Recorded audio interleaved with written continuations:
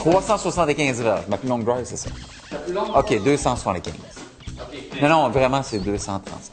C'est maintenant la vraie. Dans un premier temps, il faut que j'apprenne qui est l'individu. Quelles sont les raisons pourquoi il ou elle viennent me voir. Ensuite, mon travail de professionnel et d'enseignant, c'est de leur fournir des outils. J'ai toujours des outils pour comprendre et des outils pour s'améliorer. Le golf est une activité qui vient nous chercher. On a toutes des attentes. La nature humaine nous prépare et nous prédispose à s'attendre à quelque chose. Et plus souvent qu'autrement, au golf, on va être frustré. C'est des marges de manœuvre infimes. Un élève va manquer un coup, puis il me pose la question « Pourquoi j'ai manqué? » Je vais répondre « C'est ça. » Ils vont toujours croire que c'est une position de coude, ils ont bougé la tête, ils ont fait X, Y, Z. Je dis non. Malheureusement, vous êtes inondé d'une liste épuisante de techniques. Alors, c'est là qu'est mon travail, c'est d'essayer de simplifier les choses, bien cadrer, rendre ça très simple. Il y a un lien entre l'information et l'exécution. Comment qu'on rejoint l'information et l'exécution? C'est des sensations. Et c'est là que ça devient bien individuel. Alors, il faut aller chercher des sensations physiques qui vont être le lien entre l'information et la réussite du geste.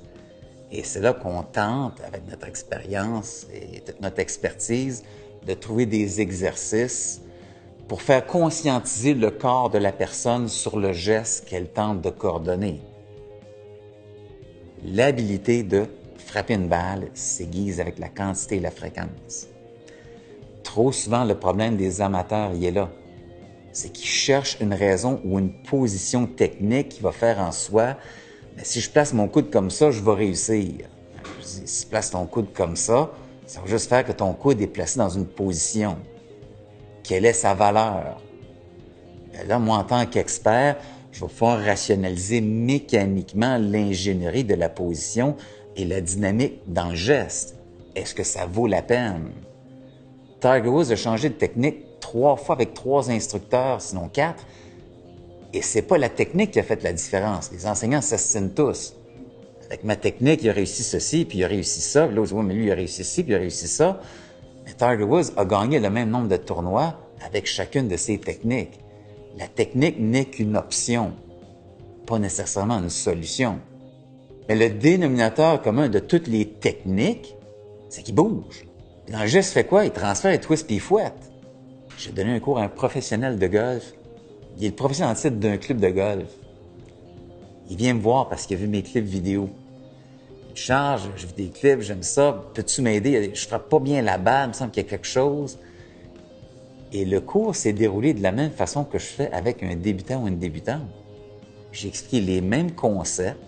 On a fait les mêmes exercices. Après 15-20 minutes, il dit « Ouais, je la frappe beaucoup mieux, Charles. » Et là, je comprends bien. C'est pas parce qu'il était meilleur puis qu'il avait plus de connaissances et de techniques que les informations que j'ai communiquées étaient plus spéciales ou techniques.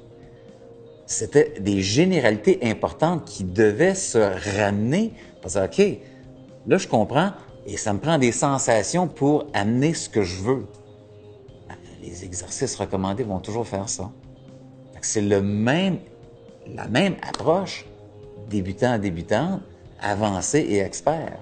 Il y a un minimum que j'appelle le noyau, que j'espère que le monde comprend et essaie de gérer à leur façon. Plus que ça, moi, je vais faire des recommandations sur des positions mécaniques et techniques, jugées et évaluées pour des besoins.